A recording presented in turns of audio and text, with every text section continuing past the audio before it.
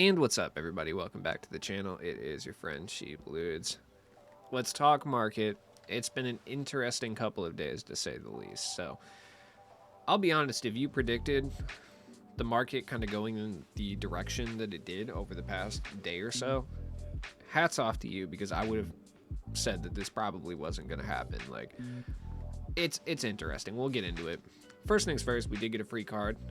You know, is Victor Oladipo the greatest card in the world? No, his jump shot's on normal. It's not the worst in the world. He can't really dribble. He just plays like very efficient defense, but also he has kind of bad defensive tendencies. I don't know. My thing is the free cards that we're going to be getting for the next week or so, I would say kind of temper your expectation on them. I would say they're probably going to be more similar to like a Victor Oladipo. Covington's really good, but they're probably going to be more close to like Oladipo level. Being that we got the whole Galactic Conqueror Spotlight Sims, which is still just like a mouthful. It's like so much to say. Like, I don't think very many free cards that we're going to get are going to top the guys that we got in this set, especially guys like Tyreek Evans and like Olawakandi to a certain extent. You know, Vin Baker, dude, or the GOAT, Cedi Osman. So, kind of go from there. We'll see. We still got a few more cards, I think. We got 1, 2, 3, 4, 5, 6, 7, 8. So we still got 2 more free cards this week. So I would expect them to be closer to like Victor Oladipo, Kevin Martin levels of like usability. Also, shout out to Kevin Martin, dude. If you played the OG 2Ks, like I mean like OG 2K experiences, not necessarily 2K and like 2K1 OG. Those are like super OG, but like relative OG, like 2K8, 2K9. Kevin Martin was always goated, dude. When he was on those Rocket squads, those teams were fire back in the day. I'm like dead serious. I think it was like 2K10 was the first time he was on the Rockets, so 2K10 would be like the one that I'm thinking of specifically. He was a terror, man. I swear he was.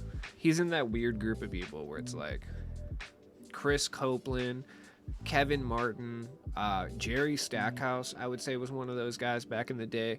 Keith Bogans was fire for the Magic back in the day, too. That might just be a personal one, but regardless. I would expect them to be kind of closer to what we've seen thus far. Like, I would say we're going to get another 2 Kevin Martins over we would get another 2, like, you know, Willis Reeds, if that makes sense, or like JaVale's. I don't know. That's just me, though. The Stellar packs. Controversial packs, I must say. Like, very difficult to kind of put a pin on these. Like, some people hate them, some people love them. The non-auctionable aspect of it being a bonus card. I have changed my tune quite a bit on these packs since my pack opening yesterday, if you guys are interested on my thoughts on them. Yesterday I was furious because I got 2 unauctionable Scottie Pippens. Now I've changed my tune a little bit, having kind of looked into the packs a little bit more. You know, these are bonus cards that have been added, the non-auctionable ones. So in reality, I probably would have just had my normal pack luck and pulled nothing at all. So it was disheartening to pull a second unauctionable opal. But the reality is I probably would have never pulled even one with normal odds. So I think it's a little bit better than normal. I don't know. I don't know, man. I think I'm just getting wore down. Somehow, simultaneously, when I complain about things like this or I try to offer valid solutions, I'm somehow at the same time labeled a 2K shill or narc, while also simultaneously being labeled as complaining for no reason. So, or crying about 2K. So I think I'm just maybe somewhere in the middle, where I'm just kind of like, okay, this is a good step in the right direction, but, you know, there can be improvements to be made for sure. But the one thing that happened though, and this, by the way, this has nothing to do with the packs as much as it has a lot to do with the MT bots being gone and all the people with like 2%. Like 2% of the population that plays this game has about 99% of the MT in circulation.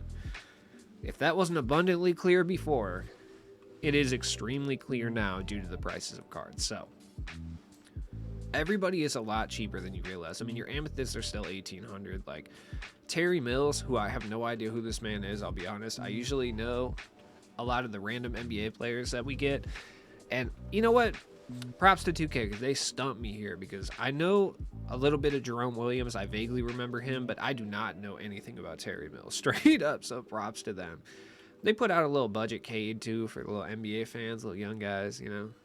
Bobby Bobasura, who I haven't purchased yet, but do not worry, he will be coming to the squad because he's like 5,000 MT.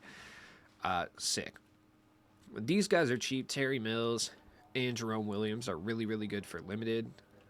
Cade will be fun for limited too, just because he's a 6'6" point guard. He looks a little bigger than 6'6", but he'll be fun. I mean, if you want to hoop with Cade, this is a good card to pick up. He's not the greatest card in the world. He's similar to how we always get like a low tier Giannis that has like a bunch of like gold and silver badges when they're kind of outdated, you know. I would equate this Cade Cunningham to these Giannis's, specifically this Giannis right here, like where he's like good because he's Giannis, but he has a lot of badge issues, you know. So he's good. Then we got Bob Sura. Bob Sura is a fantastic budget point guard. They did kind of hoe him a little bit, but it's Bob Sura, man. Like it's Bob Sura. You know, I'm not talking down to my boy Bob Sura. His defensive tendencies are okay. The Boo Knight release it's slow, but it's faster than someone like a Jason Kidd's release, you know. But whatever. He can't really dribble though. That's where they hoed my boy. But Bob Sura is still kind of decent. You might have fun with Bob Sura. Plus, look at this, man. Come on. Channing Frye is the best budget center that we have available right now. Now, granted, he'll probably get nerfed in like 2 weeks and end up being unrecognizable and terrible, a la Serge Ibaka. If you don't believe that cards get nerfed at certain points, which they definitely do, they get touched up and down consistently depending on performance. Look no further than Serge Ibaka, because I swear to God, Serge Ibaka was like one of the better power forwards in the goddamn game for a little bit. And now I tried using him in limited, and he is a broken mess. He can't do anything. He never gets rebounds, barely gets defensive stops. It could just be like legitimately the patches that were put forth, but I believe he was nerfed. Anyways, have fun with Channing Frye while you can, because he's really, really good. Like, he can run with the best centers in the game. He really can. Is he going to out-rebound Yao Ming? No, but you're not going to play any Yao Mings right now, or not very many of them anyway, because everybody who had the MT for Yao Ming is banned currently right now. So, the Torrey Craig release, really interesting and actually a lot better than you would realize. Shout out Channing Frye, dude. He's always such an early game demon. I like Channing Frye a lot. He's big, too, like 7 foot, like 255. Then we got D-La, someone on an auctionable pink diamond I got. He's like 15K. He's always very aggressively solid. We're going to get a lot of like between 6'4" and 6'8" point guards in the near future. So I wouldn't jump too high on the D-Lo train, but he's really solid. Like, there's nothing inherently wrong with D'Angelo Russell. Like, he's very aggressively decent.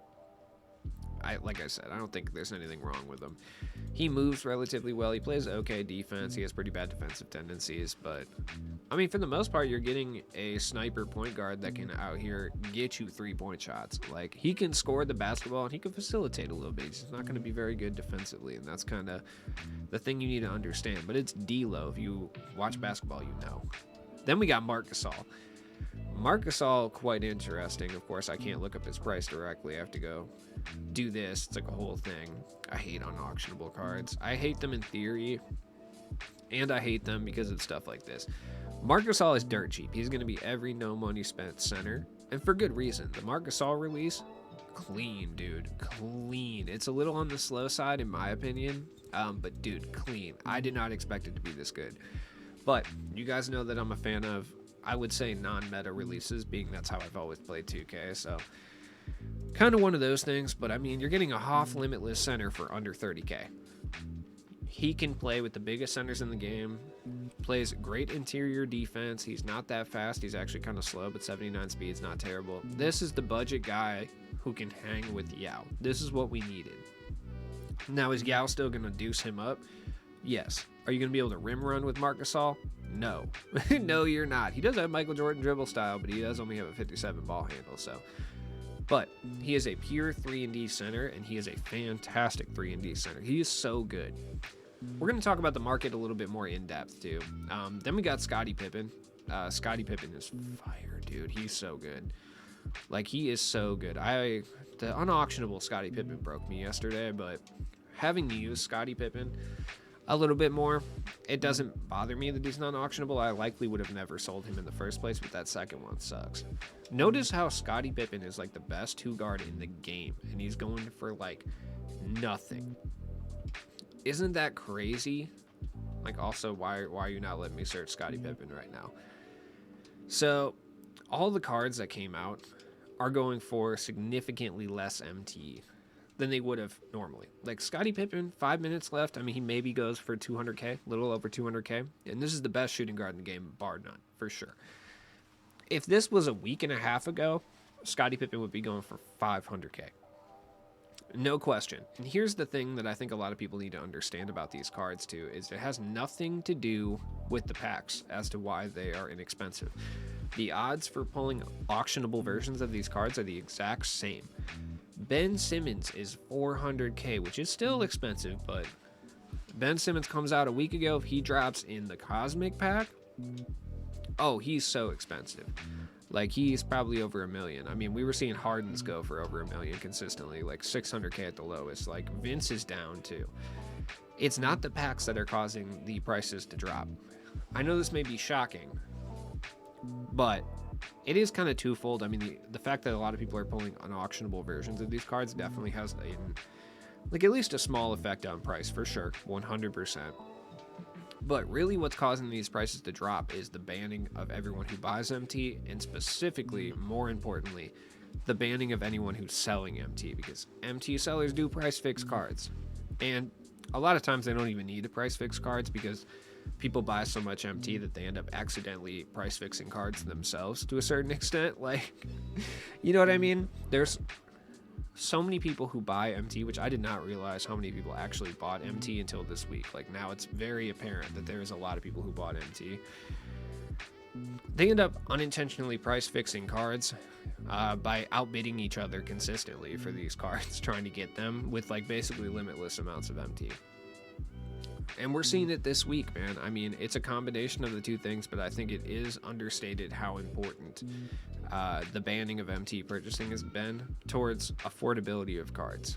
Like, we're back to like 2K20 levels of prices, which is great. Like, you can get Chet Holmgren for 200K, whereas if this was last week, he would be 600-700K at the absolute minimum. Scottie Pippen, same thing. He's like 200K. He would be 600-700K last week, no question. Ben Simmons, he would be over $1 million last week. Now you can get him for 500K. You know what I mean? And that's on the high end too. I've been seeing him go for like 420. The other aspect of this is the cards aren't as cracked as they were last week. I have this theory that 2K has been planning to implement this ban wave for a while, so they released all these super cracked out juice sig cards to kind of make people like go load up the coffers with MT, you know, and go start splurging. That is my theory, and I think I'm being proven pretty correct about that, being they put out this set.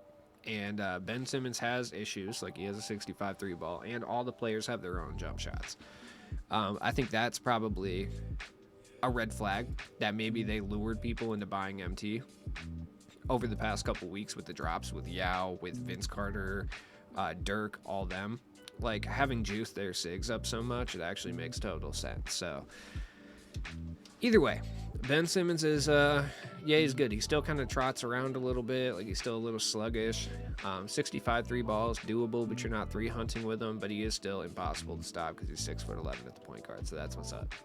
Chet Holmgren's fun. Human cigarette, that's what's up. Like, his jump shot, people hate it. I personally don't mind it. He actually plays surprisingly competent defense, all things considered. Look around the market. By the way, I'm going to say right now, it's probably not the worst idea in the entire world to pick up a couple Ben Simmons while they're cheap and then sell them back in 10 days when people start to get unbanned. Here's the risk, though. In theory, it sounds like a really good idea. The risk is, I've seen reports of people who have gotten back from their bans, because people got banned before the massive ban wave. You know, it was just in such small numbers at that point. I think they were kind of testing it out, that it wasn't really reported on like that. But I think, and they could be over dramatic about this, there could be some lying, but I don't think anyone would actually lie about this. People are reporting their MT has been wiped.